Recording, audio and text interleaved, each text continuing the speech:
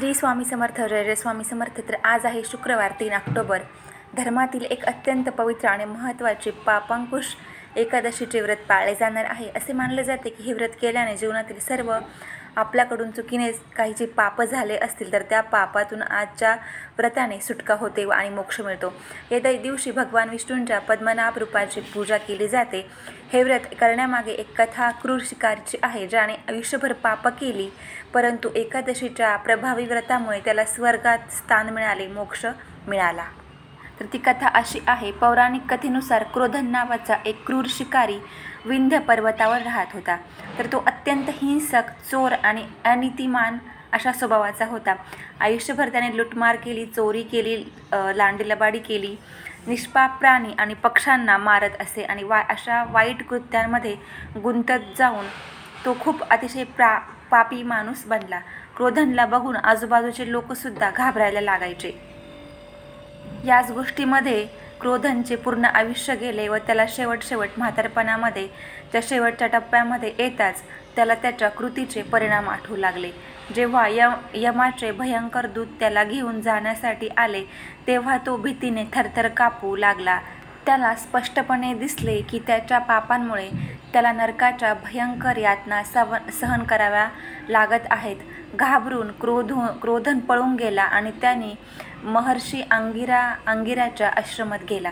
ऋषींना पाहून तो त्यांच्या पाया पडला आणि म्हणाला, हे ऋषीवर, मी आयुष्यभर पापांशिवाय दुसरे काहीच कर्म केले नाहीत। असंख्य प्राण्यांना मारले, लोकांना खूप त्रास दिला।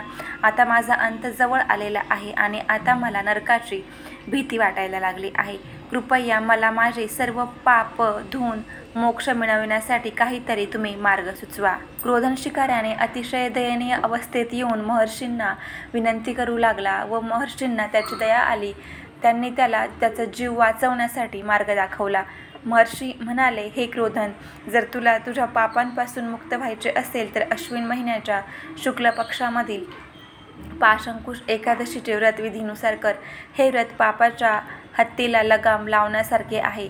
ते अत्यंत फायदेशीर आहे। हे व्रत केल्याने तुमचे सर्व पाप नष्ट होतील आणि तुम्हाला वैकुंठधाम स्वर्ग मिळेल। तर महर्षींनी सांगितल्यामुळे क्रोधन व्रत करण्यासाठी तयार झाला व ऋषींनी सांगितल्याप्रमाणे शिकारी क्रोधनने पापांकुश एकादशीचे व्रत पूर्ण भक्ती आणि भावाने पाळले आणि त्याच दिवशी त्याने भगवान विष्णूच्या पद्मनाभ रूपाची पूजा केली। उपवासाची कथा ऐकली आणि रात्रभर जागरण केले। या उपवासाच्या परिणामामुळे त्याची सर्व पापे नाहीशी झाली व नष्ट झाली। आता क्रोधनचे शेवटचे दिवस जवळ येऊ लागले होते। त्यावेळी यमदूत त्याला घेऊन जाण्यासाठी आले नाहीत, तर भगवान विष्णूंचे दूत सोन्याचा रथ घेऊन आले आणि आदराने त्याला वैकुंठ धामाला घेऊन गेले। याचप्रमाणे पापांकुश एकादशीच्या व्रताने क्रूर शिकारासाठीही भाग्याचे दरवाजे उघडले आणि त्याला शेवटच्या क्षणी मोक्ष मिळाला। तर अशा प्रकारे हे एकादशीचे व्रत करणे खूप फायदेशीर मानले जाते। जो कोणी या दिवशी खऱ्या मनाने भक्तिभावाने भगवान विष्णूंची पूजा करतो आणि उपवास करतो त्याची सर्व पापांपासून सुटका होते। त्याचसोबत सुख, समृद्धी आणि चांगले आरोग्य देखील मिळते। या दिवशी उपवास केल्याने व्यक्तीला शेवटच्या क्षणी मोक्ष मिळतो आणि स्वर्गामध्ये स्थान मिळते, अशी मान्यता आहे।